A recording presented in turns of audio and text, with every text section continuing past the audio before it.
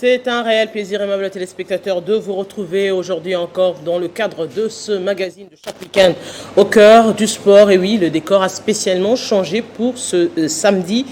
Eh bien, sur ce plateau, nous avons nos éminents confrères avec qui nous allons débattre des sujets d'actualité. Nous avons Eddy Kankou, nous avons également Charles Massoudi, René Moukelaï, mais aussi Patrick Osomba. Avec eux, nous allons débattre des sujets d'actualité, notamment le judo, où Serge Condé a joué au sapeur-pompier justement pour réunifier tous les partis en conflit, certainement pour aller aux élections et élire un nouveau comité au sein de la fédération de judo. Nous allons également parler de ce tournoi interscolaire qui a démarré ce samedi à Kinshasa, la capitale, tournoi interscolaire panafricain, parce qu'on retrouve certains pays d'Afrique, notamment le Bénin, le Maroc, la République centrafricaine, le Sénégal, la République sud-africaine, mais aussi l'Éthiopie en deux versions. Dames et messieurs, eh bien, ces deux journées ici à Kinshasa, le samedi et le dimanche. Mais la grande question, c'est les dessous des cartes, mais aussi l'après-tournoi. C'est quoi justement pour la jeunesse de la République démocratique du Congo? Et nous allons parler de ce sujet phare qui concerne certainement tous les clubs, les grands clubs de Kinshasa, la capitale. On parle ici de Saint-Éloi, Lupopo, à titre d'exemple aujourd'hui. Jacques Kiaboula, actuel gouverneur de cette province, est un réel espoir pour les Lumpa, ou plutôt un feu de paille, c'est-à-dire comme on a eu l'habitude de le voir ici en République démocratique du Congo, avec des dirigeants qui viennent quand ils sont gouverneurs et puis qui repartent sans espoir de lendemain lorsqu'ils quittent ce poste à la tête de certaines nations, et bien plutôt de la République démocratique du Congo. On va revenir sur ce sujet et le temps de dire bonjour à tous les amis. Bonjour Eddy Kankou, bonjour Charles Massoudi, bonjour René Moukelaï, mais aussi Patrick Osomba. Bonjour également à toutes ces personnes qui nous suivent de partout à travers le monde, surtout les 50 télévisions. Il a parlé au nom de tous? Ou bien chacun un mot à placer? Comme à l'église, hein. Eh bien aujourd'hui, on va commencer quand même par ce tournoi interscolaire panafricain. C'est les jeunes et c'est quand même des nations venues de partout pour cette première édition qui a commencé timidement, il faudrait le dire, ici à Kinshasa, la capitale, quand on a eu à procéder justement à la première phase. Et aujourd'hui, on revient ici pour ces 2 journées de tournoi. Finalement, les fonds sont sortis et le tournoi a lieu à Kinshasa, la capitale. Je pense que le choix porté pour ce tournoi à la RDC trouve à suffisance la valeur que la RDC regarde sur le plan africain en matière footballistique. Parce que quand la FIFA porte son choix, jette son dévolu sur l'organisation dans un pays et une première, ça signifie que la nation elle est footballistique. Je vois la chose à plusieurs niveaux. D'abord du côté de la FIFA, le président Infantino qui arrive doit aussi laisser sa marque en tant que président. Il ne peut pas partir parce qu'il doit laisser les charmes. Au niveau de l'UEFA, chaque président qui arrive essaye d'imprimer sa marque. Bon, le président Infantino a estimé, après une discussion, qu'il doit commencer par la relève. La relève, c'est le football au niveau de la base. Et le football au niveau de la base, il a choisi l'école. Parce que le football, la plupart de nos joueurs, surtout africains, sortaient sans un très bon niveau sur le plan scolaire.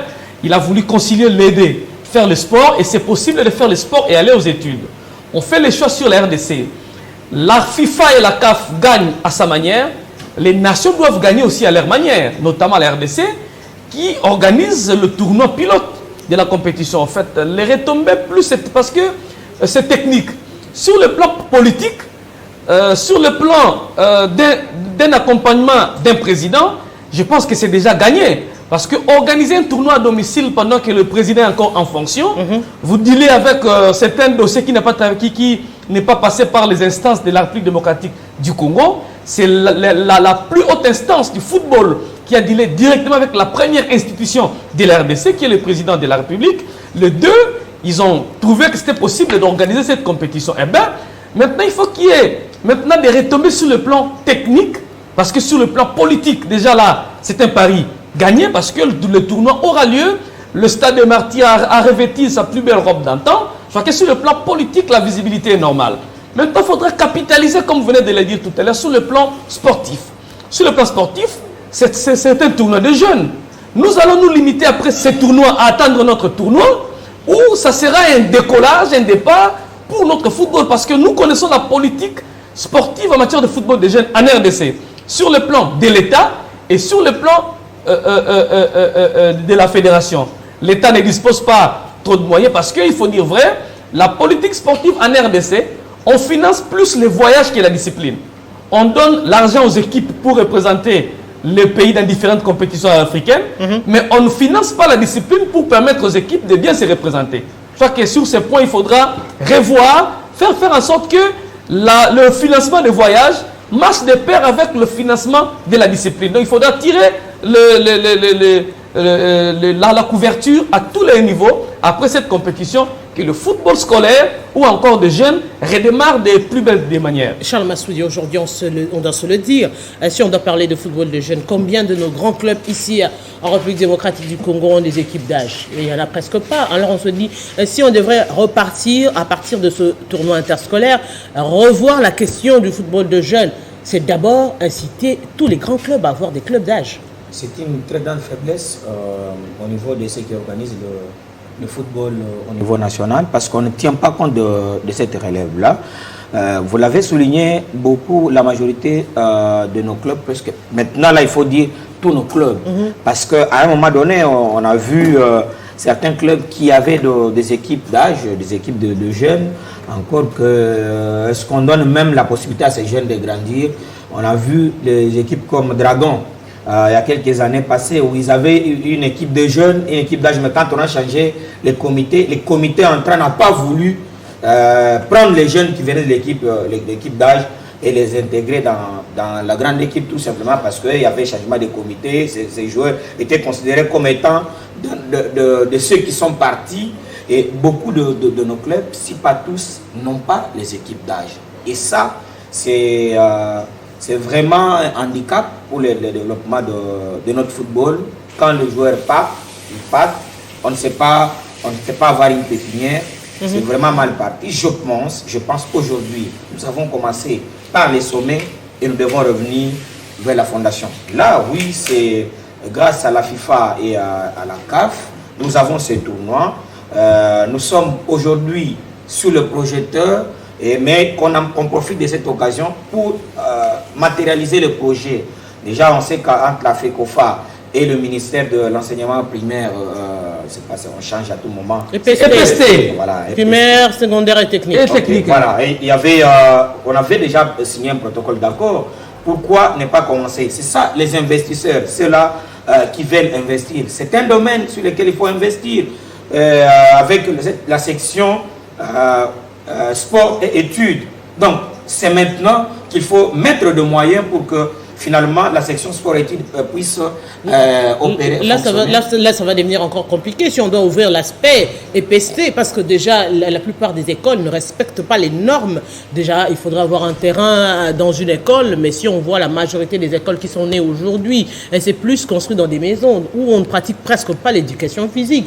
Et alors, où des gens ne pratiquent pas l'éducation physique, comment arriver à avoir des équipes de football? Parce qu'il n'y a pas que de football, il y a par exemple des disciplines où on peut facilement trouver des femmes, par exemple le handball, le volleyball, qui ne se pratiquent pas alors que c'est moins nombreux. C'est déjà une équipe de 6-5 personnes, on ne retrouve pas. Avec des petits terrains. Voilà, avec des petits terrains. Madame Alette, ça doit être une obligation.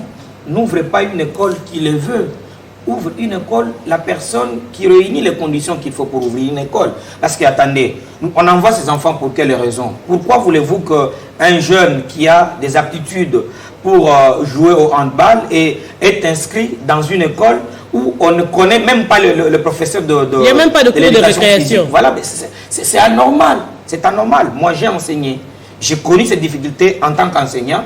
Et vous passez dans des écoles où rien. Même lorsque vous devez organiser les enfants, vous sentez que les enfants ont des potentialités. Mais après, vous envoyez ces enfants-là pour faire quoi? Qui vous dit qu'il doit développer ses aptitudes seulement en mathématiques? Vous pouvez avoir un grand basketteur que vous avez perdu parce que vous l'avez envoyé dans une école acceptée malheureusement par l'État, mais qui n'a pas réuni les conditions pour fonctionner. On ne peut pas dire, on ne peut pas être gestionnaire, on ne peut pas être l'État et ne pas contraindre à un citoyen qui veut ouvrir une école à pouvoir réunir les conditions pour le faire. On ne peut pas, parce que ce sont des affaires. Ceux qui ont des écoles privées, Regardez le nombre des écoles privées qu'il y a, des gens qui vous gagnent assez d'argent. Nous sommes en train de jouer aujourd'hui avec un tournoi interscolaire comme le Maroc. Où on ne voit par exemple pas aujourd'hui, j'aurais pensé peut-être que la communication aurait été assez forte pour voir les écoles représentées au stade de Martyrs, ne fût-ce que pour donner le goût aux enfants, à ces élèves-là, de voir comment un tournoi scolaire se déroule, alors qu'il y a beaucoup de nations qui sont représentées. Espérons qu'ils vont venir, parce que j'ai vu quand même une campagne, une mobilisation dans ce sens. Le ministre des Sports avait mobilisé certaines écoles pour qu'ils puissent venir. On espère bien qu'ils vont, plutôt les dirigeants de ces écoles vont amener le jeune pour qu'ils viennent quand même vivre ces spectacles. C'est une bonne chose, mais je sais que sur le plan sportif, nous n'allons pas gagner beaucoup dans ces tournois. Vous avez des pays qui ont cette tradition déjà à travers le football scolaire et consort. Mais là, nous, c'est une première, il faut qu'on en profite. Mais là, attendons, la RDC est organisatrice, mais n'espérons rien gagner là-bas. Et puis, déjà, je pense que ça ne devrait pas être un objectif de pouvoir gagner ces tournois expérimentaux. Ça serait peut-être... Ce qui ne sera pas du tout mauvais si la RDC gagne. Oui, pas impossible du tout. Ce n'est pas impossible, oui, mais, surtout dans le groupe où la RDC est logée. Donc, je crois que c'est possible de faire quelque chose. Ton information vient de perdre dans les deux catégories. Oui, voilà, oui, non, perdre, ça arrive. Vouloir gagner, c'est une chose, mais préparer sa victoire, c'en est une autre. Mais la victoire pour la RDC dans cette histoire, c'est l'organisation. Du fait d'obtenir déjà l'organisation de cette première édition, c'est une très très bonne chose. Et pour aborder dans le même... déjà, Tyson nous a déjà annoncé que les élèves sont en train d'arriver en masse au stade de Martyrs. Oui, mais on doit également reconnaître qu'il n'y a pas vraiment assez de la mobilisation autour justement de cette organisation, parce que Eddy Kankou, même Charles a parlé tout à l'heure de l'aura que peut avoir la République démocratique du Congo en organisant ces tournois. Malheureusement, je pense qu'il n'y a vraiment pas eu une grande mobilisation pour permettre à ce que les gens en parlent, non seulement ici en République démocratique du Congo, mais au niveau du continent. Mais je crois que c'est possible de commencer avec le football au niveau des écoles. Certes, il n'y a pas les espaces, les terrains dans toutes les écoles, mais il y a quand même quelques écoles, les anciennes écoles. Surtout, on peut commencer par ces écoles-là. Parce qu'aujourd'hui, si on doit démolir les écoles privées, ça sera compliqué, voire même impossible. Mais on peut commencer, il y a la télé, il y a des lycées, par-ci, par-là. On peut d'abord commencer par des écoles. Je donne un exemple, quelqu'un qui a les écoles dans chaque commune. Pourquoi pas ne pas réunir toutes ces écoles et faire une grande école automatiquement qui a deux écoles dans une commune, qui a 3-4 écoles dans la même commune. Non, là, vous parlez de Willy Bakonga. Non, je ne dis pas citer des noms, je donne un exemple. On peut déjà commencer. On peut réunir toutes ces écoles et faire une grande école pour la ville de Kinshasa, par exemple, avec les normes qui sont requises. Oui, on peut commencer. Il y a également les terrains municipaux, même s'il y a à boire et à manger autour de ces terrains-là. Mais ça peut également servir des tournois. Mais ce que moi j'aime dans cette histoire, c'est que la RDC, mine de rien, à l'arrivée, aura quand même organisé une compétition, parce qu'on décriait depuis longtemps que l'RDC n'arrivait toujours pas, pour ne pas dire qu'elle était incapable d'organiser ne serait-ce qu'une compétition. Certes, c'est un tournoi scolaire, mais espérons que cette adrénaline de l'organisation va en tout cas rester dans les pays, pour que prochainement, qu'on monte, pourquoi pas avec la CAN U17, U19, U21. On commence à voir avec les jeux de la francophonie. Oui, la francophonie qui est pour les restes reportée pour l'année prochaine. Donc je crois que c'est une très très bonne chose. Quels que soient les résultats, mais au moins les gens vont retenir que l'RDC avait organisé ces tournois scolaires, et espérons en tout cas que ça sera un premier pas pour aller organiser d'autres choses dans l'avenir. Je pense que en République démocratique du Congo, nous sommes les premiers à pouvoir rêver. On est en train de rêver d'organiser le tournoi U17, le tournoi U15, tout ça. Mais on ne sait pas au moins parler de cette organisation, de ce tournoi interscolaire. Vous savez, on devait susciter de l'intérêt vis-à-vis de la FIFA, séduire la FIFA, pour dire à la FIFA que la République démocratique du Congo, c'est réellement un pays de football, et nous pouvons être capables d'organiser même de petites compétitions. Et déjà, pourquoi il n'y a pas eu retransmission? Pourquoi je dis ça? Tout ça, parce qu'on a parlé de la visibilité, on a parlé sous le plan politique, la République et la FIFA, les droits de diffusion, ils sont les droits réservés à la CAF. Pas aux nations. Il faut les droits CAF. Nous sommes en train d'organiser. Je veux toucher les droits de diffusion Je veux d'abord parler de cette organisation. Est-ce que vous savez que le mercredi, cette organisation de ce tournoi allait être reportée? Pourquoi? Parce que la FIFA est allée au stade de Martyr où devait abriter, les tournois s'organisent. Et la FIFA était désolée pour voir comment la République démocratique du Congo ne montrait pas cet amour de l'intérêt à organiser cette compétition. Et la FIFA est venue à la rescousse. Nous avons organisé ce tournoi parce que la FIFA a débloqué de moyens. Tout ce qu'on a embelli au stade de Martyr, rien de la République démocratique du Congo, c'est la FIFA. Mais c'est la FIFA qui organise en principe. La FIFA organise, mais la FIFA ne nous organise pas là où nous allons jouer. C'est nous qui devons présenter, entre autres, ce stade pour que la FIFA organise. Mais la FIFA est venue même mettre de lumière au stade, arranger même de toilettes pour que ce tournoi s'organise en bonne et due forme. Or, c'était nous qui devrions présenter à la FIFA. Ça, c'est par rapport au contrat ou c'est par rapport à ce que toi tu penses? Quel que soit par rapport au contrat. Non, par rapport à la logique. Mais c'est un tournoi FIFA. On a cité ici, vous savez, ce stade de Martyr, parce qu'on a voulu vendre la bonne image de ce stade de Martyr, la République démocratique du Congo a déboursé beaucoup de moyens pour qu'on réhabilite ce stade de Martyr. Donc l'arrivée de la FIFA pour l'organisation de ce tournoi, la FIFA ne devait pas sortir de l'argent pour arranger des toilettes, pour mettre de la lumière au stade de Martyr, ou pour embellir tout ça, parce que déjà il y avait des moyens. Elle devait sortir les moyens pour faire quoi exactement? Organiser seulement parce non, que partout dans le monde ça se passe comme ça, c'est le pays qui met à disposition les installations. Ouais. Et deuxièmement, nous avons nos stades municipaux. Et ça allait être une très bonne chose d'organiser ce tournoi dans plusieurs stades municipaux. Parce qu'aujourd'hui, on allait aussi montrer... L'état des arriérés. On allait aussi montrer à d'autres pays que la République démocratique du Congo, bien la ville, province de Kinshasa, n'a pas seulement les stades de Martyr ou Tata Raphaël. On peut avoir aussi ce stade de Baroudou. Exactement. Et tout ça, ça prouve à suffisance que la République démocratique du Congo n'a pas encore les niveaux de pouvoir prendre au sérieux une telle organisation. Et la preuve en est que nous l'avons démontré devant la FIFA. Et aujourd'hui, c'est un regret pour moi, René Moukalaï, dans ce pays qu'on s'appelle un pays de football, on est incapable d'offrir même des installations adéquates pour organiser un tel tournoi. Alors, et pour parler de la visibilité, c'est aussi un manque à gagner. Bon, je ne dirais pas un manque à gagner, je pense que les amis ont parlé de la visibilité. La chaîne nationale existe. Il fallait qu'on trouve même de l'intérêt. Le ministre de la Communication, Patrick Mouyaya, vous avez le ministre des Sports. Il fallait qu'il y ait quand même une réunion tout autour de ça, qu'on vende un peu l'image de ce tournoi. Parce qu'aujourd'hui, ce tournoi se joue.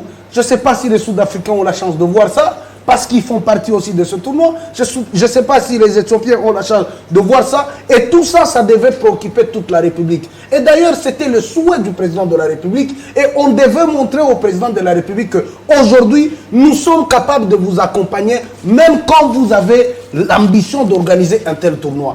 Je pense que je suis tellement désolé de cette organisation, mais c'est une première. Je pense que petit à petit, nous pouvons commencer à comprendre que c'est le moment que nous devons nous relever. Même nous de la presse. Le tournoi vient de commencer, vous êtes déjà désolé de l'organisation. Vous êtes désolé du fait que les RDC ne soient pas capables de mettre à la disposition de la FIFA. Vous êtes cette organisation. Vous tirez déjà les conclusions parce que le tournoi vient de commencer aujourd'hui. C'était le moment où on devait soutenir la FIFA. Vous êtes désolé. Même capable de pouvoir. Pardon, René Moukalaï.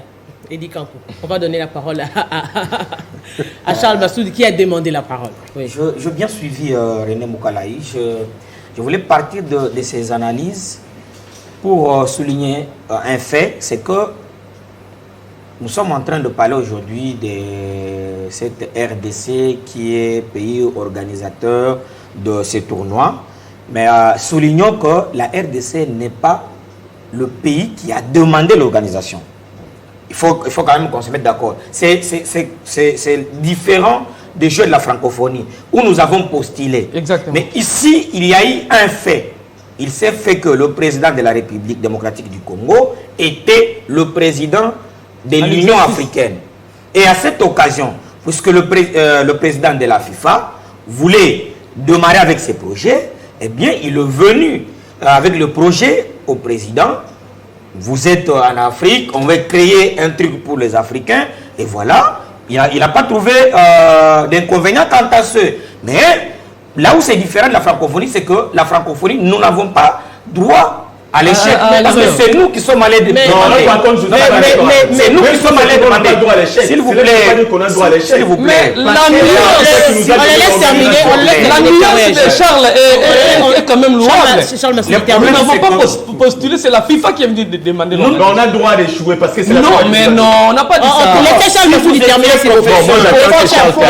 L'imposition et la demande, et vous acceptez. Lorsque vous acceptez, c'est que vous dites qu'on est capable. Si on vous avait demandé d'écouter 2 élèves qui sont dans pareil contexte, eh bien, on sera plus rigoureux sur la c'est lui qui a demandé. C'est lui qui a demandé, que celui qui a accepté. C'est deux choses. Ce que je voulais souligner, c'est dire quoi? Je ne suis pas en train de dire que la RDC, d'accord, si vous échouez, c'est une bonne chose. Non, parce qu'on va vendre une mauvaise image.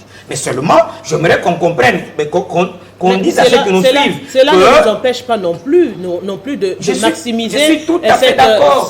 Je suis tout à fait d'accord. C'est une très bonne passe qu'on nous a donnée et on ne va pas négliger cette passe-là parce qu'on n'a pas demandé quand même. Bien évidemment. C'est pas parce que tu ne demandes pas la passe que tu n'as pas l'occasion de marquer le but. Si à l'intervention de la FIFA, ne voyons pas ça.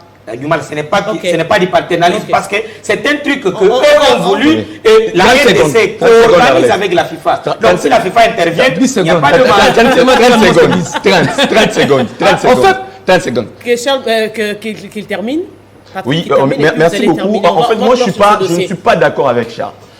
Certes, la FIFA nous a demandé d'organiser et la RDC à travers les présidents de la République. De co-organiser. Oui. Nous sommes des co-organisateurs. Oui, d'accord. C'est-à-dire que nous, on doit, à la limite, présenter les infrastructures, le terrain à la FIFA. Cela ne veut pas dire que parce que nous sommes les co-organisateurs, c'est la FIFA qui doit venir nous installer tout ce qu'il faut. Mais les stades de Martyr en réflexion. Je ne suis pas, s'il vous plaît, je ne suis pas d'accord avec René Moukalaï à 100%. Mais je ne suis pas également d'accord avec toi parce qu'il ne faut pas comparer les comparables. Les Jeux de la francophonie, la RDC avait demandé l'organisation. Les tournois scolaires, la FIFA a proposé la co-organisation à la RDC a accepté. Dans tous les 2 cas de figure, la RDC doit mieux faire parce qu'on s'appelle RDC, parce qu'on s'était mis d'accord pour organiser cette histoire. Mais je me dis, ce sont des choses qui arrivent, surtout que les stades des Martyrs est en reconstruction et était encore en reconstruction, ça peut arriver, mais on doit quand même sauver les meubles par rapport à la prestation ou aux prestations de nos 2 équipes, je parle de l'équipe féminine et masculine, mais également par rapport à la visibilité qu'on doit faire par rapport à ce tournoi, parce que jusque-là, justement, cette visibilité n'existe malheureusement pas. J'aimerais ne pas dire à M. René, mais à l'intention des téléspectateurs, que les droits télé, ce sont des droits réservés à la CAF et à la FIFA. Oui. Ce n'est pas, on ne peut pas demander à un média de se réveiller les matins, amener la caméra et faire ses droits de Mais justement, qu'est-ce qui a empêché à ce que les droits parce télé... L'affaire Confort aujourd'hui a fait un avis au public de faire appel à une entreprise pour gérer les droits de marketing pour les matchs RDC, Maroc qui va se jouer ici. Que les médias capables d'aller acheter les droits de télé. Ça ne se donne plus. Et la compétition qui se joue, c'est sous la houlette de la FIFA. La FIFA est ici, donc on ne peut pas blaguer avec les droits télé. Justement, qu'est-ce qui a empêché la FIFA de pouvoir vendre ses droits télé pour nous donner à nous, qui sommes pays organisateurs, la possibilité de voir cela, que ça passe sur Canal Plus ou consort. Nous avons seulement besoin d'une visibilité pour que l'on puisse suivre. Parce que ça va être d'ailleurs plus facile parce que c'est un tournoi FIFA. C'est parce que vous n'avez pas l'info. Qui vous dit qu'il n'y aura pas de visibilité? Non, la retransmission. René Moukalaï parle d'une consommation interne. Non, René Moukalaï parle d'une retransmission, c'est-à-dire le Maroc qui se retrouve aujourd'hui avec son équipe nationale de jeunes qui jouent cette compétition, aimerait quand même à 16h ici rester à la télé et suivre comment ils vont prester. Donc c'est nous devons travailler à la place des Marocains. Ou c'est nous qui allons amener la presse marocaine à travailler? Non, là par contre, je ne suis pas d'accord. Non. Les organisateurs qui donnent la diffusion. La division organise. Non. La FIFA? La FIFA Mais si la FIFA organise, pourquoi vous demandez à la RDC? Non, c'est la FIFA. C'est la co-organisation. C'est la co-organisation. Moi, je n'ai pas beaucoup parlé. La RDC défend toutes ces dispositions-là pour permettre les droits du match, mais c'est au Somba. vous dites des choses que vous ne maîtrisez pas. Le droit télé, le on droit va revenir d'image sur de cette compétition. Oui. Charles était avec moi au stade. Il y a une dame de la FIFA qui est ici, qui coordonne tout. Et l'RTNC, même le ministère des Sports, doit collaborer avec la FIFA pour avoir les images.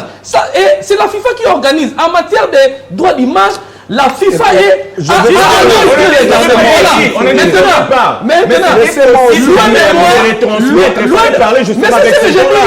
La RDC n'a pas fait malheureusement. Quand on parlait de la RDC, vous avez dit... Ça va pas non, il y a donnez-nous l'information, elle sera... Parce que les téléspectateurs ont besoin de savoir ça. Le tournoi est expérimental.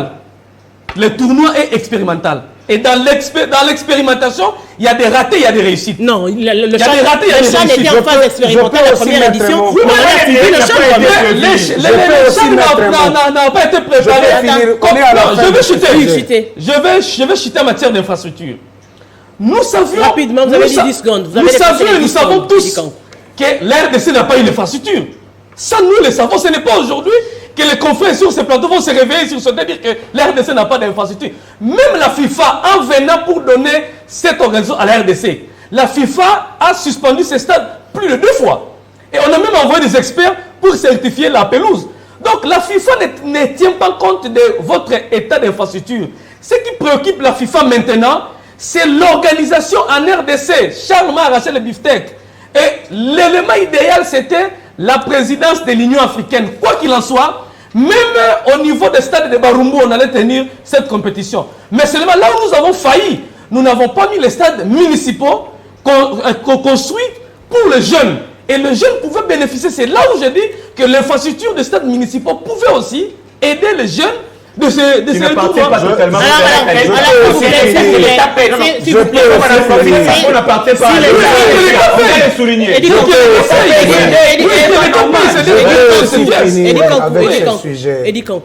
Donc vous êtes d'accord que la République démocratique du Congo devait faire en sorte pour que les téléspectateurs puissent suivre cette retransmission. Bien entendu. Alors vous n'avez dit que ce que nous avions dit longtemps, vous n'avez rien compris. On prend René Moukalaï. Le public a droit à une retransmission. C'est pas que vous êtes revenu à la raison. Non, le public a droit à une retransmission. C'est ça le message. C'est joué 2 jours. Je ne peux pas. C'est ça le message clé. C'est ça le message clé. Vous savez, les gens me Terminez on me dit toujours que j'ai fait de l'acharnement au niveau du ministère des Sports. On l'a pas dit en tout cas sur ce plateau. Mais je dis, on me dit souvent.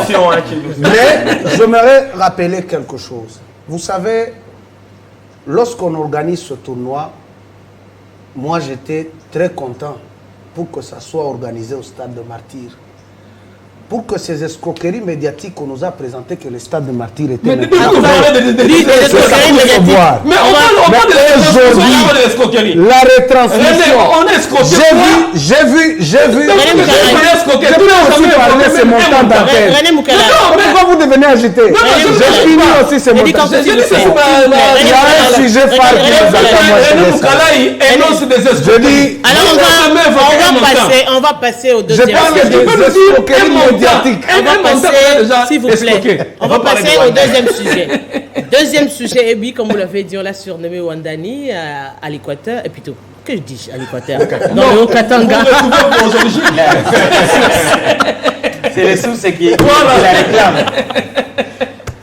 Dans le Haut-Katanga, on l'a surnommé Wandani, c'est le gouverneur du Haut-Katanga, Jekabula, qui s'est décidé un matin de prendre la tête du FC Saint-Éloi Lupopo. Aujourd'hui, on se dit, arrivé à la tête de cette équipe, il a promis monde des merveilles. On voit déjà avec les joueurs qui arrivent dans le but justement de relever ce club du Haut-Katanga. Aujourd'hui, on se dit, est-ce un réel espoir? Qu'est-ce que l'on voudrait effectivement voir au sein de ce grand club, parce qu'il est compté parmi les grands de la République démocratique du Congo, à l'instar de l'SV Club, du Direct Le Motema Pembe, du tout-puissant Mazembe. On compte également le FC Saint-Éloi Lupopo, où justement, c'est un feu de paille qui va passer comme on l'a vu dans d'autres clubs. Bon, pour l'instant, on peut dire que c'est un réel espoir, par rapport surtout au classement actuel et aux statistiques du Football Club Lupopo au niveau du championnat national. Lupopo qui pointe actuellement à la 3e place, c'est-à-dire que Lupopo est africain pour l'instant en tout cas. Donc, ça fait quand même quelques années que cette formation n'arrivait pas à se qualifier pour les interclubs de la CAF. C'est parmi les objectifs d'ailleurs de ce nouveau comité avec le président Jacques Kiaboula. Mais les problèmes, c'est que ça ne doit pas être pour des raisons politiques. On l'a vu avec beaucoup de clubs comme ça ici en République démocratique du Congo, Sangabalende, la liste n'est pas exhaustive. On avait vu des politiciens venir, n'est-ce pas, prendre des équipes, mettre des moyens, mais au moment où ces politiciens-là n'occupaient plus le poste qu'ils avaient avant, et il y avait des gringolades totales au niveau de ces équipes-là. Espérons en tout cas qu'avec le Football Club Lupopo, ça ne sera pas le cas. Parce que la saison dernière, on a vu un recrutement XXL avec Youssouf, Darkabangu et les autres qui ont apporté leur expérience au sein de cette formation. Donc, espérons en tout cas pour cette équipe de Lupopo, mais également pour les football clubs, plutôt pour les football RD congolais, que Jacques Kiaboula n'est pas là pour les raisons politiques. Mais pour ce faire, je crois qu'il faudra mettre en place une très bonne politique sportive. C'est-à-dire qu'aujourd'hui, même si Jacques Kiaboula n'est plus le gouverneur du Haut-Katanga, que cette formation de Lupopo, grâce justement à la politique sportive que Jacques Kiaboula va mettre en place, puisse résister même après son départ. Parce qu'aujourd'hui, si on doit calculer ne serait-ce que la masse salariale de cette formation, je me dis, ça peut aller au-delà des 100 000 $. Je ne vois pas comment est-ce que Lupopo, après les départs, je ne dis pas qu'il va partir aujourd'hui ou demain, les loups vont m'en vouloir, mais quoi qu'il arrive, un jour, il finira par partir. Surtout qu'il est là depuis seulement qu'il est gouverneur.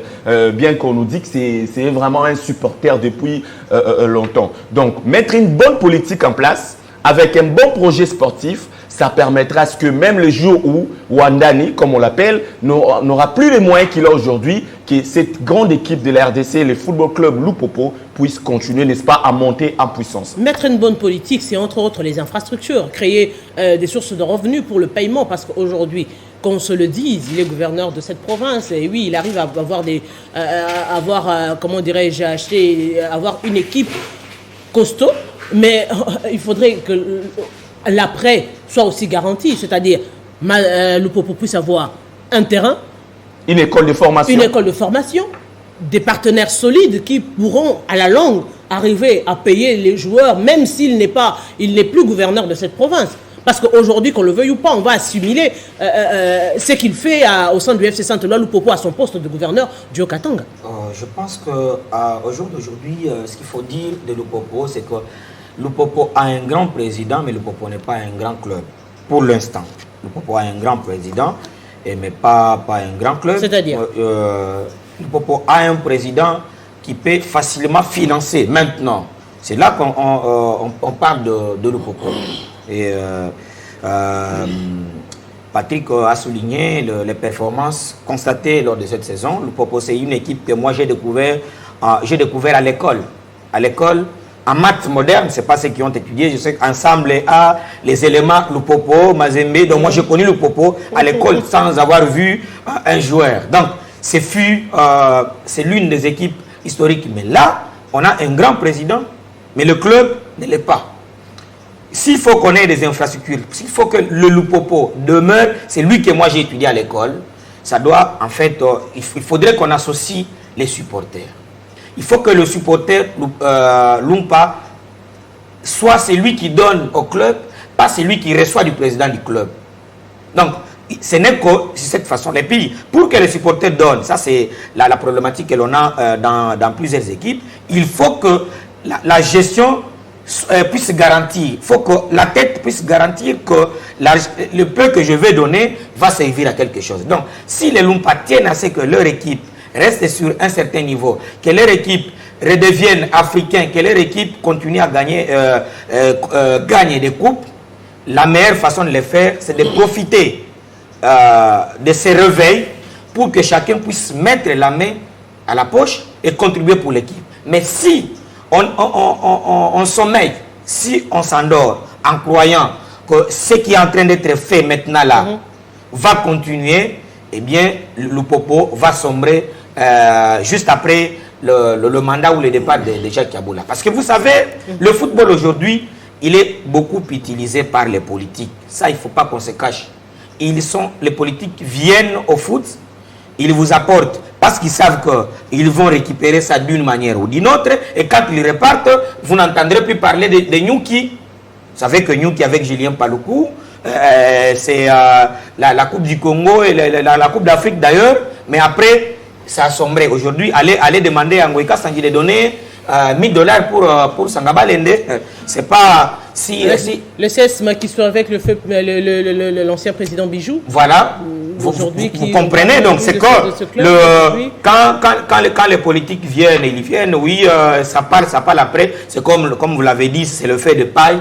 Mais le Popo, comme d'autres clubs aussi, à chaque fois qu'ils ont des personnalités du monde politique qui viennent à l'occasion soutenir les équipes ou les présider ou les diriger, il faudrait que les supporters profitent de l'occasion pour imprimer une dynamique qui fera en sorte que l'équipe va demeurer parce que tout le monde va mettre la main en poche. Mais pour cela, il faudrait que déjà au départ, qu'il y ait des bases.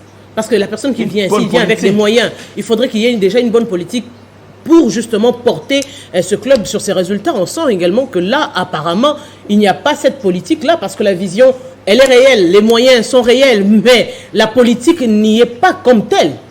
Je pense que c'est ne pas avoir plusieurs informations sur cette équipe du Football Club Saint-Éloi. Donnez-nous les informations.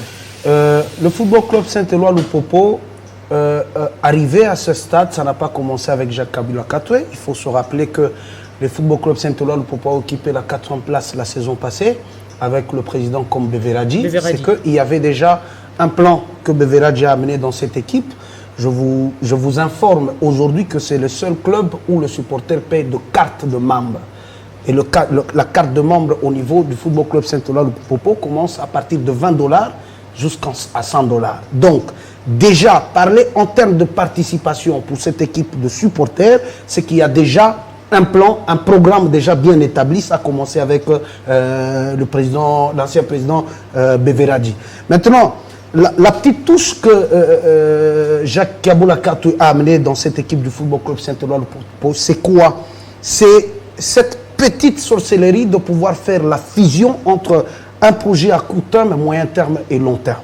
Parce que la première des choses, quand il est venu, il a commencé à dire que j'engage 2 joueurs, pas moins de 3 ans. Déjà, c'est un projet un peu à court terme, mais qui donne quand même de l'espoir. Aujourd'hui, s'il n'est pas là, Lupopo peut avoir encore 2 joueurs qui ont un contrat avec Lupopo. Parce qu'il peut arrêter même aujourd'hui, mais vous avez quand même 2 joueurs qui ont 3 ans. Non, je dis, vous avez quand même des joueurs. Et surtout, non, je suis en train de parler. Parce que lorsqu'on parle dans ce dossier des joueurs, exactement, avec l'SV Club, hein, exactement, les joueurs pas de exactement, exactement. Et vous allez voir, à chaque fois quand ce joueur signe un contrat, il a aussi sa copie de contrat. C'est que dans plusieurs équipes, on est en train de magouiller tout autour de contrats. Voilà pourquoi on a beaucoup de problèmes avec le joueur dans plusieurs grands clubs au pays. Mais de ce côté-là, je pense que Lupopo est en train de fournir beaucoup d'efforts pour que ça n'arrive pas. Et deuxièmement, cette équipe de Lupopo, aujourd'hui, Jacques Kabila voulait redonner quand même l'image de ce club.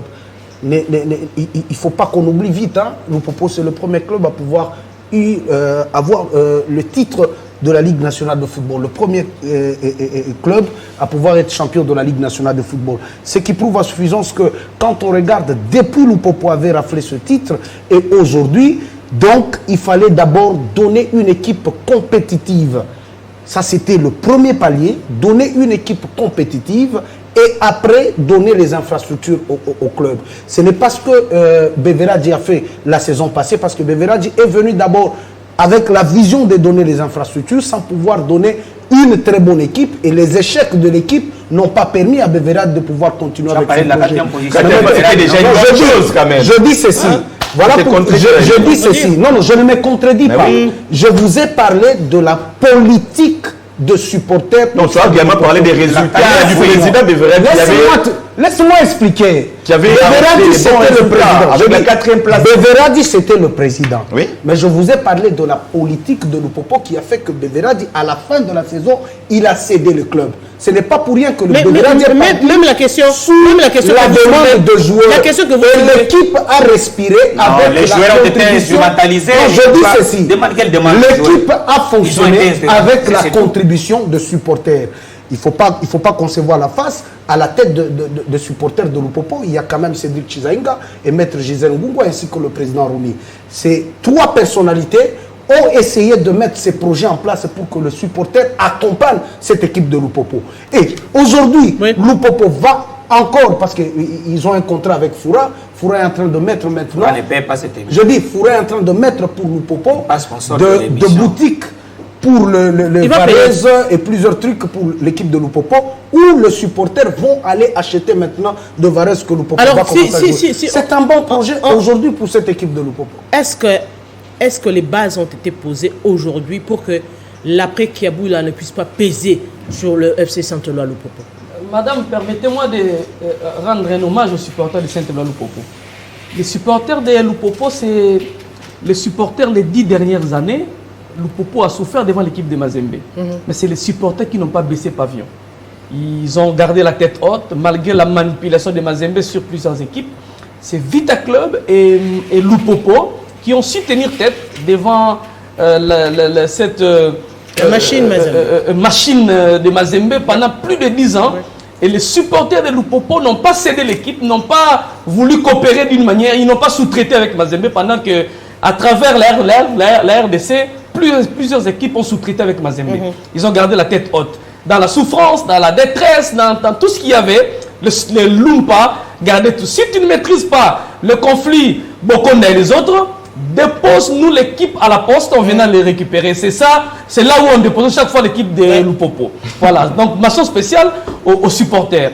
Maintenant, parlant de ces supporters, les supporters ne sont pas encadrés. Or, la ressource humaine d'une équipe repose entre les mains des supporters. Généralement, les présidents des clubs ne veulent pas que les supporters soient organisés. Et vous allez comprendre qu'à la tête de la commission encore, la structure qui gère les supporters, on met toujours un petit qui a la confiance du président pour que cette structure ne soit pas organisée.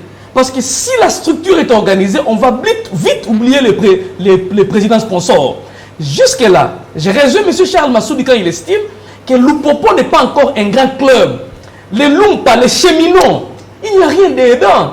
Mais il y a quand même une personne qui a la volonté aujourd'hui de faire oublier aux supporters la peine de plusieurs années. Aujourd'hui, les Lumpa communiquent bien, les Lumpa achètent des joueurs, mais le projet est éphémère. Maintenant, là où j'ai rejoint la thématique, quand vous dites que ce sont le feu de paille, que ça va se limiter bientôt. Même Mazembe, quand Moïse Katumbi est allé en exil, mais la machine a failli gripper. La machine a failli gripper. Les conséquences, nous les voyons jusqu'aujourd'hui. Mazembe a retourné son recrutement en interne. On a remercié tous les expatriés. Mazembe est revenu à l'Esvel, elle n'est plus société. Et je parie qu'après le départ de Katumbi, je ne sais pas si Mazembe va vivre. Mais aussi ces histoires de construction des stades. Les stades appartiennent à qui? On l'a vu avec l'AS Vita Club. On a acheté un centre quand Tango Fort est parti. Or, c'était une histoire de Tango Fort et Papa Kaza dit paix à son âme. Comprenez? Mais aujourd'hui, on ne sait pas si les stades de Mazembe appartiennent réellement à Mazembe ou c'est pour la famille Katumbi. Donc ça, c'est aussi des questions qu'il faut se poser. Mais parlant de Lupopo, je vois que Kiaboula est venu essuyer l'arme des supporters, mais Kiaboula n'est pas venu pour laisser des structures fortes au sein de l'équipe de Lupopo. Mais aussi, le président qu'on vient de citer tout à l'heure, non, le président de Chizaïna qui fait un bon travail. Qui ne fait absolument rien. Non, il travaille, non. Je vous dis sincèrement. C'est son point de vue. C'est son point de vue. Une seule personne qui a bien encadré les supporters en RDC s'appelle Denis Kambaye. En son temps, avait envie de citer Denis Kambaye. C'est bon, reconnaître le travail de je suis en train de vous donner des éléments de preuve. Je ne vous donne pas ce qui se raconte dans la rue. Vous parlez de Chizaïnda. Bevera dit à son premier mandat. Chizaïnda a donné combien? Kiaboula. Chizaïnda a donné combien dans le fonctionnement venant des supporters de Lupopo? Denis Kambaye a organisé des matchs pour le compte de l'AS Vita Club organisés par les supporters. Pendant la réflexion de Stade Tata Raphaël, les supporters ont sorti une part sous l'organisation de Denis Kambaye. C'est pourquoi j'ai dit en RDC, je connais un homme qui a organisé la structure des supporters qui s'appelle Denis Kambaye. Mais c'est un exemple. C'est juste un exemple. Si Kiaboula, plutôt si Chizaïnda fait une organisation, si le Congo a plus de 100 millions, Lupopo peut avoir combien de supporters? Vous pouvez me dire, à l'heure d'aujourd'hui, Chizaïnda, dans son répertoire, il a 20, 30, 50. Les supporters de Lupopo, ce n'est pas le VIP. Non, c'est ces supporters-là qui reste derrière. Et le président des supporters doit commencer par recenser le plus petit parce que les VIP se connaissent. On connaît qui est Lupopo via IP. Mais qui est Lupopo sectionnaire? Organisez la séance de Terminez, c'est Patrick qui va réagir. Prenez-moi votre mal à l'impatience parce que quand vous étiez en train de parler, nous avions suivi religieusement. L'intérêt, ce n'est pas défendre les hommes, c'est défendre Lupopo. Demain, si Kiaboula n'est plus là, que Lupopo puisse vivre. Aujourd'hui, je vois mal qu'après Kiaboula, Lupopo puisse vivre. Moïka Sanji a laissé un stade à Mdoujimaï. Ça, au moins, on peut dire que Moïka Sanji a laissé. Il s'est battu en tant que président de Sangabalende. A laissé une infrastructure, non seulement pour Sangabalende, mais pour la province. Parce que quand une équipe organise à domicile, vous pouvez quand même vivre avec la billetterie. Vous comprenez ça, c'est quand même bien. Mais qu'est-ce que Kiaboula et son président des supporters organisent pour Lupopo? Les deux structures qui peuvent bien tenir une équipe, c'est le président des supporters et la vision du président. Parce qu'aujourd'hui, Kiaboula n'a rien à laisser à Lupopo, rien. Parce qu'après son départ, celui qui viendra, je ne sais pas s'il sera capable de prendre soin des braconniers, s'il sera de prendre soin de Moulumou, et ces gens vont partir malgré vos contrats. Donc c'est encore éphémère, rien n'est encore fait. De côté des supporters, moi encore de côté des Lupopo, mais mention spéciale aux supporters. Patrick. Oui, je voulais dire, c'est loin de moi l'idée de faire l'avocat de Cédric Tijaïng. On est en train de parler je dis que dire que rien n'est fait au niveau des supporters, c'est quand même alors qu'est-ce qui est fait? Il y a une organisation. Moi, personnellement, je vois qu'à chaque rencontre, il y a une organisation. Je vois même les présidents Tijaïnga, lorsque Lupopo joue par exemple à Lubumbashi, acheter des billets pour laissez-moi parler. C'est pas ça l'organisation. Laissez-moi avancer. Acheter des billets pour permettre. On vous a suivi religieusement. On vous a suivi. Laissez-moi également parler. Acheter des billets pour permettre aux supporters de Kinshasa d'aller également pousser leur club chéri à la victoire finale. Ici, à Kinshasa également, j'ai eu l'opportunité d'assister à plusieurs réunions de cette structure avec les présidents Tizaïnga ici dans la capitale. Je vois qu'il y a quelque chose. Vous n'avez pas ça. Certes, ils n'ont pas encore fait ce qu'ils doivent normalement faire, c'est-à-dire que une très bonne organisation avec la contribution identifiée. Quand vous parlez d'une très bonne organisation, ça sous-entend. Non, c'est-à-dire identifier pratiquement tous les supporters de Lupopo et leur obliger ou encore motivés à contribuer mensuellement pour soutenir leur club. C'est quelque chose qui n'est pas fait jusque-là, mais au moins jusque-là, dans quelques provinces, notamment, non, pas rien fait. À Kinshasa, par exemple, les supporters de Lupopo. À Kinshasa, par exemple, les supporters de Lupopo sont identifiés et cette procédure est à continuer au Katanga et dans quelques autres provinces. Donc je me dis, quelque chose est déjà fait, est en train d'être fait. Justement, c'est le passage à l'organisation. Dire que rien n'est fait, c'est aller très loin. Jusqu'à-là, rien n'est fait. S'il vous plaît, ce qui se fait, ce sont les faits de paille comme la thématique de l'émission. Par contre, avec le président de coordination, Jacques Yaboula, jusque-là, sa politique, personnellement, je ne connais pas très bien. Il n'y a rien. Parce que aujourd'hui, comme je le disais tout à l'heure, il faut une très bonne politique sportive avec un projet à long ou à court terme. Court, moyen et long terme. Et long terme, parce qu'aujourd'hui, il peut ou ne pas être là, les clubs vont résister. Okay. Les clubs vont survivre. Charles Massoudi. Je voulais quand même préciser une chose, c'est que, contrairement à ce que Eddy Kampa dit, le président des supporters de Lupopo n'est pas venu avec l'actuel président de coordination. Donc, ce n'est pas son petit. De ce côté, rassurez-vous. Je n'ai pas dit ça, j'ai dit généralement. Oui, voilà. Donc, le cas ici, c'est pas le cas. Voilà. Alors, pour revenir à ce que Patrick est en train de dire, si franchement, ce que vous appelez organisation, c'est le fait pour le président d'acheter le billet pour les supporters. Alors, le jour où... J'ai parlé de l'identification des supporters. Laissez-les terminer. René Moukala avait dit qu'il y a déjà des quelqu'un qui identifie les supporters. Les supporters achètent les billets. Vous dites qu'il achète des cartes. Vous dites qu'il a encore rien fait. L'exemple qui a été très mal pris, cet exemple exemple, là, moi, je vais demander au président s'il est en train de me suivre. Ceux qui aiment le Popo, ils doivent envoyer leur argent quand l'équipe joue, plutôt que le président le travail de payer les billets pour que les gens aillent suivre là-bas. Le Popo a plus de supporters à Lubumbashi. Lorsque les supporters sont là-bas, pourquoi faut-il payer encore des billets aux gens alors qu'ils sont là-bas? Donc, ils viennent ici lorsque l'équipe, s'il peut payer des billets, que les supporters quittent Lubumbashi pour Kinshasa, c'est absurde. C'est absurde de quitter Kinshasa. Ça, c'est pour d'autres motivations. C'est le gaspillage. C'est pour d'autres motivations. C'est pas ça qui peut construire le Popo. En tout cas, pour ça, je suis désolé. Mais je pense aussi, pour répondre à l'organisation, lui, il n'est que le président de la structure des supporters. Mais il n'est pas le seul dans le comité. Donc, il est à Kinshasa parce qu'il travaille ici. C'est lui le président. C'est lui le président. Il imprime la marque de sa structure. Son vice-président. C'est lui le président. Il fait le travail. Non, parce qu'il avait dit le fait qu'il est à Lubumbashi, et pourtant les gros supporters sont là-bas. Lui, il travaille ici. Son vice-président est là. Et sa vice-présidente est autre membre. Le problème, c'est la vision. Oui. C'est quelle vision? Parce que vous pouvez avoir résidé ici, oui, mais vous avez une vision qui s'exécute. Oui, c'est le plus important. Le problème, c'est quelle vision aujourd'hui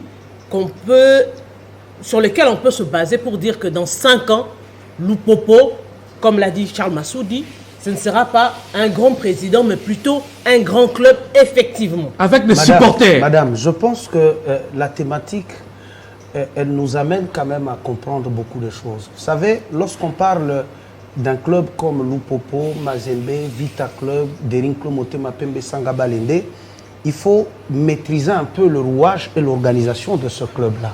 Aujourd'hui, il faut qu'on souligne quelque chose. Nous vivons à Kinshasa. On connaît comment les clubs de Kinshasa fonctionnent.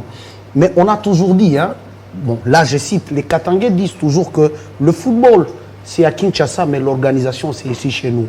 Je vais donner l'exemple. Je vais donner l'exemple. Le Popo aujourd'hui, pourquoi on revient sur ce club? On revient sur ce club parce que on a connu, j'ai personnellement travaillé avec le FC Saint-Eloi Lupopo du temps de Fossan Bokonda. On a vu comment ce club, oui, on parle d'un grand nom, mais ça ne s'expérie dans les fonds, dans le fond, dans le fait, dans le vrai, dans le réel. Il n'y a rien de palpable. Écoutez, ici, la thématique est basée sur Jacques Yaboula Katoué. C'est l'actuel président, en fait. La thématique est basée sur Jacques Yaboula Katoué. On a relevé aussi l'encadrement de supporters. Qui est le socle d'un club? Je peux être sur ce plateau la seule personne qui est allée quand même à Lubumbashi et voir comment cette équipe s'organise et assister à plusieurs réunions de cette équipe. Je vous ai dit ici que la petite sorcellerie que peut avoir Jacques Yaboula aujourd'hui dans cette équipe de Lupopo, c'est cette fusion qu'il est en train de faire entre un projet à court terme, moyen terme et long terme. Je m'explique. Jacques Yaboula a un bon projet avec cette équipe de Lupopo et ce projet-là est divisé dans 3 parties. Le projet à court terme, c'était quoi? C'était de donner à cette équipe de Lupopo une équipe compétitive. Ça, c'est ce que je vous ai déjà dit. Non, je dis. Mais je reviens aujourd'hui. Vous m'arrachez la parole. Je vais d'abord démontrer. S'il vous plaît, on va être concis. Précis et clair. Non, madame. Pourquoi je le dis? Parce qu'aujourd'hui, on a évoqué tout cela. On est tous d'accord. Il y a un effectif de joueurs, mais aujourd'hui, on veut parler de le réel potentiel. C'est quoi? C'est une politique interne qui permet aujourd'hui au club de se dire demain ou après-demain, avec ou sans Yaboula, le club va continuer à vivre correctement. Mais madame, je viens de vous le démontrer. D'où l'idée de le comité de supporters. Je viens de vous le démontrer. C'est incontestable. Non, il ne faut pas qu'on refuse de comprendre les autres. Je pense que j'ai démontré ici. J'ai dit, Lupopo aujourd'hui... Les cartes ne suffisent pas, parce que je peux avoir ma carte aujourd'hui. Quand même, parce que si Lupopo a par exemple... Quand même, si Lupopo a 1000 supporters... Je dis c'est l'identification de supporters. C'est quelque chose.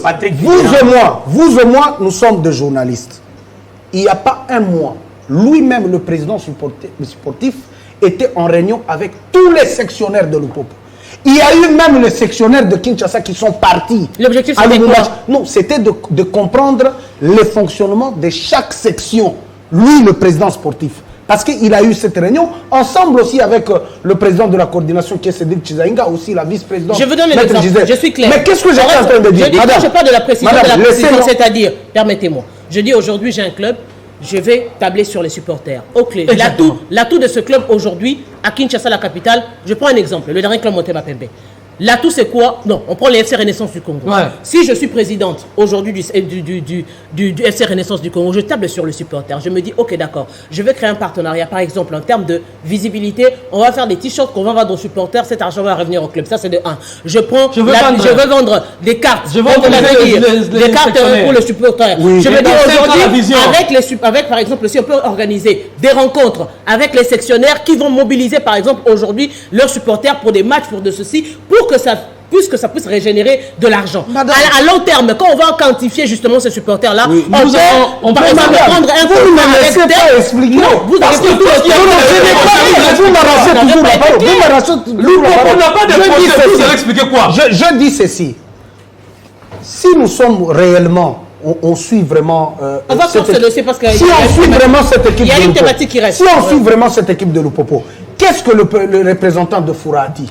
Parce que c'est pas possible. Non, je dis, mais c'est parmi les projets que vous voulez réciter. C'est parmi les projets. Je finis en disant ceci. Je finis en disant ceci. Je me rends compte que le modèle parfait de Jacques Yaboula, c'est le tout-puissant Mazembe. Parce que ce qu'il est en train de faire aujourd'hui pour cette équipe de Football Club Saint-Éloi Lupopo, nous ne souhaitons pas qu'aujourd'hui il peut quitter dans 1 année ou 2 ans, mais c'est un bon projet. Si Dieu lui prête vie et qu'il continue avec cet encadrement de supporters, avec tout ce qu'il est en train de faire pour ce club, je pense que ce club aujourd'hui peut aussi avoir le niveau en termes d'organisation de tout-puissant Mazembe.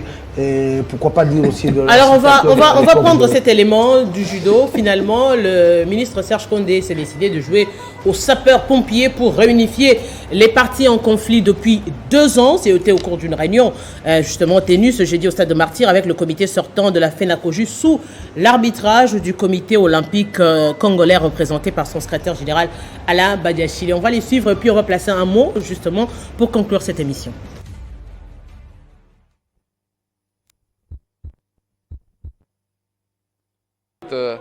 À ces conflits. Ensuite, ils passeront à l'étape de la validation au niveau d'une assemblée générale statutaire et ensuite suivront les élections proprement dites. La coordination va s'occuper, entre autres, de la gestion des athlètes pour la participation aux échéances internationales. Que le conflit s'arrête, que nous puissions partir du bon pied. Voilà. Et nous avons vu le ministre lui-même a fait convoquer cette réunion parce que lui aussi, à son niveau, je pense qu'il a entendu assez. Il a entendu, il a essayé de faire beaucoup de choses déjà de l'année passée. Le ministre nous avait déjà convoqué pour demander à ce que nous trouvions un consensus, qu'on arrive à une harmonisation. Mais jusqu'à cette date, il n'y a pas eu cette harmonie. Alors le ministre a décidé aujourd'hui de mettre cette fédération sous coordination pour essayer d'avancer. Étant donné que nous n'arrivons pas en tant que comité à atterrir avec les élections, le ministre a décidé de mettre en place une coordination où nous serons associés. D'abord, pour essayer d'amender cette statut pour que ce soit viable et qu'il soit conforme aux standards. Et ainsi de suite. Donc après la mise au point de ces statuts, donc nous aurons l'étape de validation et après validation, donc les élections. Donc je pense que le terrain est balisé. C'est que nous aurons dû peut-être faire depuis longtemps. Mais finalement, le ministre a décidé de le faire maintenant parce qu'il comptait sur notre bonne foi pour aller de l'avant. Non, c'est une voie pour sortir de l'impasse. Ouais, c'est une voie pour sortir de l'impasse parce qu'on n'a pas trouvé d'autre voie. On aurait pu le faire nous-mêmes par le comité de fédération, mais on a été incapable d'arriver, d'atterrir. C'est si bien que le ministère prend les choses en main. Et là, vous avez suivi le secrétaire général Alain Badiachile et du comité olympique congolais, puis Maître Fredi Elonga, membre de la FENACOJU. Un mot, parce que moi, Jacine connaît, on a épuisé le timing. Vraiment, mention spéciale au ministre, des sports, Serge Kokonde, qui a su jouer au sapeur-pompier dans ce conflit qui a duré plusieurs années au niveau de cette fédération et que les comités olympiques congolais étaient incapables de résoudre. C'est là où j'interpelle encore, parce que ce n'est pas le travail du ministre des Sports. Le ministre est intervenu parce que le conflit a duré et qu'il pouvait, en tant que ministre, apporter la paix. Mais cette matière relève de la compétence de la fédération interne d'abord, mais du comité olympique congolais. La fédération des fédérations. La fédération des fédérations. C'est là où je rappelle encore le rôle du président de cette fédération. Pendant son électorat, il nous a promis beaucoup de choses. Monsieur Mba nous avait dit, cette fois-ci, je serai un bon président, je veux. Mais la preuve est là. Il y a une crise au niveau du judo. Il y a une crise au niveau du judo avec la Combo et ses compères. Nous n'avons pas vu karaté. Je n'ai pas vu l'accompagnement de la fédération, des fédérations. Et tout ça, c'est dangereux pour nous qui préparons des échéances. Si nous voulons voir nos disciplines gagner sur le plan international, le comité olympique congolais doit accompagner. Mais sincères félicitations au ministre des Sports pour cette accalmie. Ce qu'il faut dire, oui, je salue l'initiative, mais ce que je dois dire, parce qu'il y a une coordination en vue. Je ne suis pas dans les secrets du ministre, mais c'est ma petite contribution. Comme l'un des journalistes intéressés par le judo, j'ai côtoyé les camps qui sont en conflit. Si le ministre veut que ces conflits ne puissent plus demeurer, la meilleure façon de faire, la personne qui va devoir chapeauter la coordination, que cette personne ne vienne pas, c'est mon avis, du comité olympique. Pour le simple fait que certains des judokas pensent et sont convaincus que le comité olympique a eu un penchant dans la gestion de ces conflits. Donc, la meilleure façon, c'est de trouver quelqu'un qui maîtrise les arts martiaux, mais qui ne puisse pas venir, il maîtrise les arts martiaux, déjà il sait comment ça peut évoluer, mais qui ne vienne pas du comité olympique pour ne pas saper ce qui a été déjà bien fait ce jeudi. J'encourage le ministre, c'est quand même quelque chose de bien, hein, mettre quand même du calme de ce côté-là. Je pense que les judo, c'est l'une des disciplines un peu qui prône la loyauté. Et aujourd'hui, si on peut se lancer dans cette optique-là, je pense que qui ne s'arrête pas seulement du côté judo, il y a aussi la boxe où il doit vraiment s'impliquer lui comme ministre, parce que on sent que le comité olympique, on sent que le comité olympique là, on dort encore. On ne sait pas si c'est quoi le comité olympique, on ne sait même pas c'est quoi leur fonctionnement. Mais je pense que comme le ministre des Sports commence à taper quand même la main sur la table et remettre les choses en ordre, je pense que c'est une très bonne chose. Courage, je loue cette initiative. Je pense que nous allons l'accompagner. Allez, on va terminer par Patrick Somba. Oui, je pense que le ministre Serge Kondo aurait dû le faire depuis longtemps, mais vaut mieux tard que jamais, comme on dit. Donc, c'est une très bonne chose. Là, comme le judo, c'est l'une des disciplines les plus populaires ici en République démocratique du Congo. Pourquoi pas, il y a de compétitions, il y a les Jeux, le 9e jeu de la francophonie qui sera organisé ici. Il faudra ramener le plus rapidement possible cette fédération aux élections pour permettre à cette fédération d'avoir un comité responsable qui va remettre tout sur le bon chemin, parce que le judo, c'est quand même la discipline qui nous a notamment fait gagner quelques médailles au niveau de la scène continentale avec le judo de Denis Kambaye. Marie Brazer. Non, avec Marie, c'était pas Denis Kambaye qui a aussi géré le club de judo de en tout cas parmi les disciplines qui représentent toujours bien la République démocratique du Congo. Donc, félicitations au ministre des Sports, courage, qui l'amène en tout cas à cette fédération aux élections. Grand merci à Patrick Somba, René Moukelaï, grand merci, Charles Massoudi, grand merci, et l'homme de Denis Kambaye. Grand merci à vous. Et dans les coulisses, c'est également à Tyson Dombele qui nous a assisté aujourd'hui. Grand merci à toute l'équipe technique. Un grand travail abattu par notre preneur de vue Arsène. Aimables téléspectateurs, avec vous, on se retrouve déjà la semaine prochaine, déjà pour attendre le début de la campagne du mondial, les derniers barrages face au Maroc. Eh bien, à très bientôt.